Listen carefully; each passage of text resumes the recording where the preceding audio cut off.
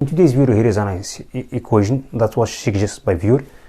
We get the following equation of the degree of 5, which is x to the 5th plus 9, x to the 4th plus 14x cubed plus 5 plus 54x squared plus 33x plus 81 equals 0. Okay. In fact, this is very nice and interesting equation to work on. So before we get started, if you take a look at the sign of this equation, you see the plus sign everywhere. Okay. So this one is telling us this equation, if you follow the Descartes rule, you see this equation is accepting only one solution based on the sign of this equation, because you're going from the positive to negative, we have no negative here. Okay, so Descartes rule, it's saying the changing in sign, if you're going from the positive to negative, is considered one solution. Okay, as you go back from negative to the positive, it's considered two solutions, and so on and so forth. But here we have the only plus sign here, which means this equation is going to be accept only one solution. Okay, now let's go ahead and proceed through this one. So before we get to the general expression, I'm going to check to make the sum factorization, because in fact this equation is not easy to factor out this one. It seems it's very challenged, so I'm going to factor out some of it, and other part of the equation is going to be solved in different way. Okay, now let's do that.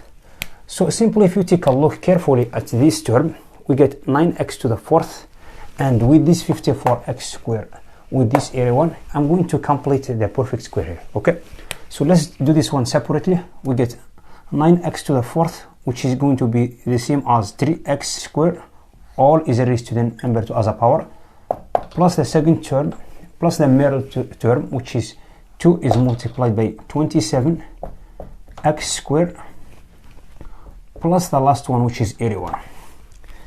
This is the first part of the equation.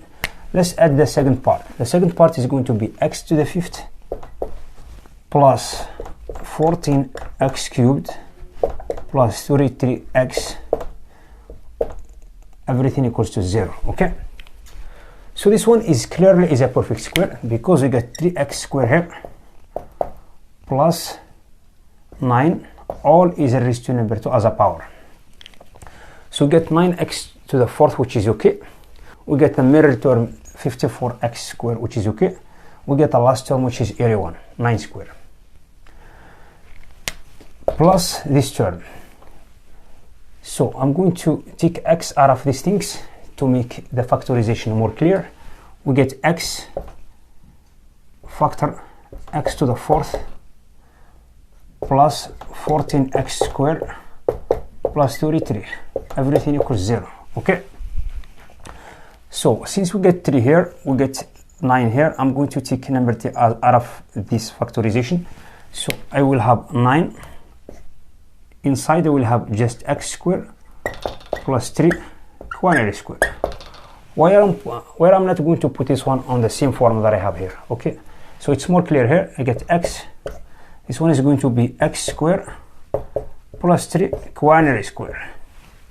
Let's work a little bit on this one. We get x to the 4th, which is okay. We get x to the 4th, which is okay.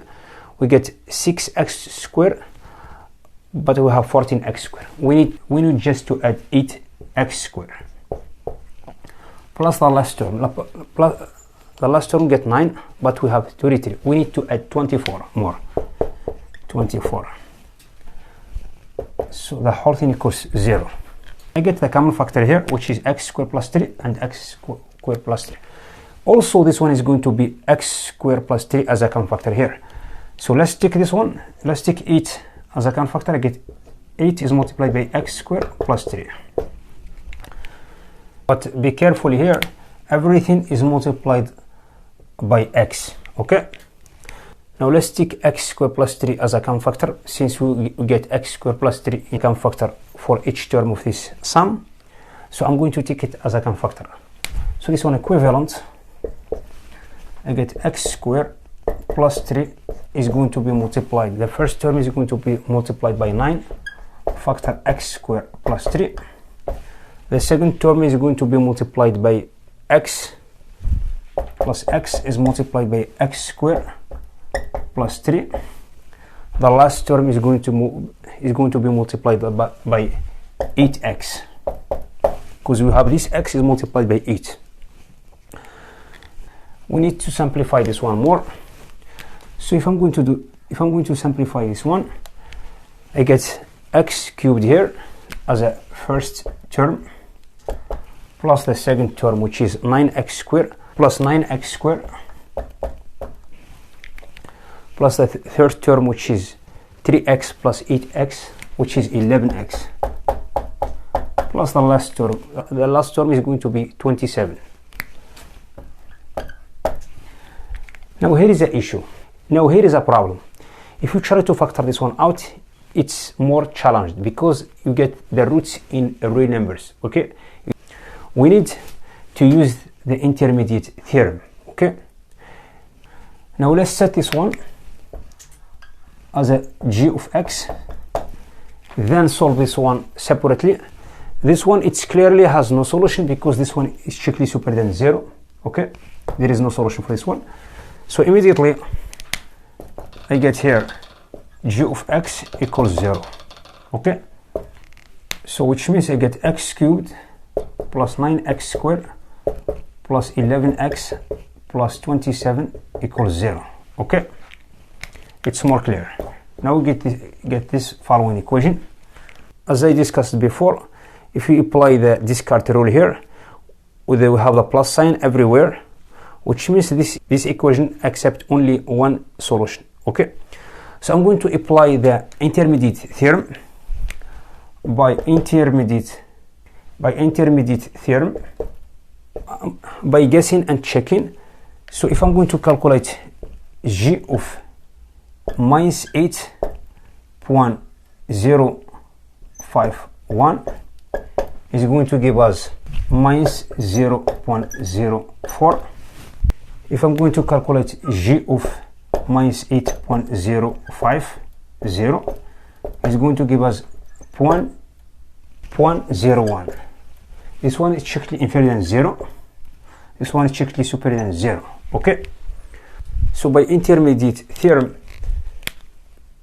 they exist alpha in open interval, which is minus 8.051 and minus 8.050, such that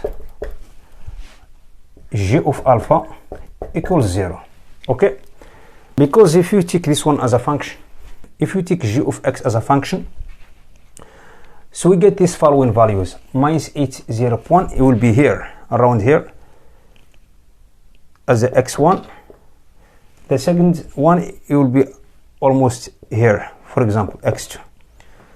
If the pre-image of this one, it was negative, which means it's going to be around this area, for example. Okay, for this one also, but this one is positive, it's going to be in this area.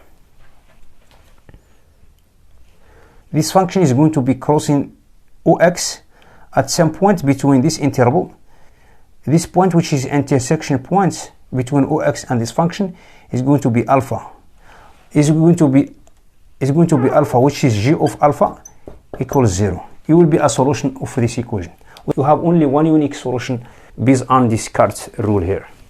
Now we found only one solution, which is alpha between these two real numbers, minus 8.05 minus 8.05, which is verifying this equation. G of alpha equals 0 is a solution. So I have ended this video. Thank you for watching. I will see you next video. Bye.